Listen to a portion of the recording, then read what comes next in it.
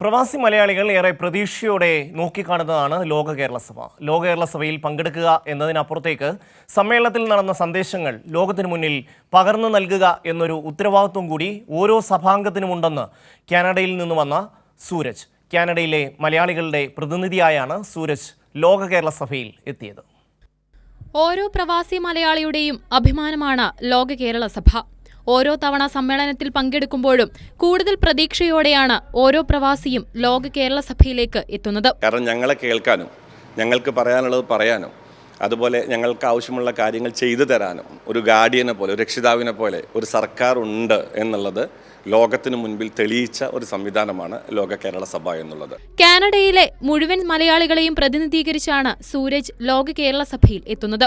ഇത്തവണയും നിരവധി ആവശ്യങ്ങളാണ് സർക്കാരിന് മുന്നിൽ ഉന്നയിച്ചത്. നാളെ ഞങ്ങളൊക്കെ തിരിച്ചു വരണമെന്ന് ആഗ്രഹിക്കുന്ന ആളുകളാണ്. തിരിച്ചു വരുമ്പോൾ ഒരു പക്ഷേ കുട്ടികൾ വന്നുകൊള്ളണമെന്നില്ല. അപ്പോൾ ഞങ്ങൾക്ക് ആശ്രയിക്കാൻ ഒരു ഹോം വേണം ഇവിടെ എന്നുള്ളത് കൊണ്ട് അതിൻ്റെ ഭാഗമായിട്ടുള്ള ഹോംസ് വരുന്നു, റിട്ടയർമെൻറ്റ് ഹോംസ് വരുന്നു. പറയുന്ന ആവശ്യങ്ങൾ അതിവേഗം നടപ്പിലാക്കുന്ന സർക്കാരാണ് നമുക്ക് മുന്നിലുള്ളതെന്ന് സൂരജ്. കഴിഞ്ഞ ലോക കേരള സഭയിലും അതിൻ്റെ മുൻപത്തെ ലോക കേരള സഭയിലുമൊക്കെ ഞങ്ങൾ ഉന്നയിച്ചതായിരുന്നു പ്രവാസി കെയർ ഇൻഷുറൻസ് വേണമെന്നുള്ളത്. കഴിഞ്ഞ നവംബർ 1 അത് നടപ്പിലാക്കി. ഏറെ അഭിമാനകരമായിട്ടുള്ളൊരു നേട്ടമാണത്. ഉന്നയിക്കുന്ന ഓരോ വിഷയത്തെയും ഇരു കൈയും നീട്ടിയാണ് ഗവൺമെന്റ് സ്വീകരിക്കുന്നത്. വിഷയങ്ങൾ ഉന്നയിക്കൂ, പരിഹാരം കണ്ടെത്താമെന്ന സമീപനമാണ് ഗവൺമെന്റിൽ നിന്ന് ഉണ്ടാകുന്നത്.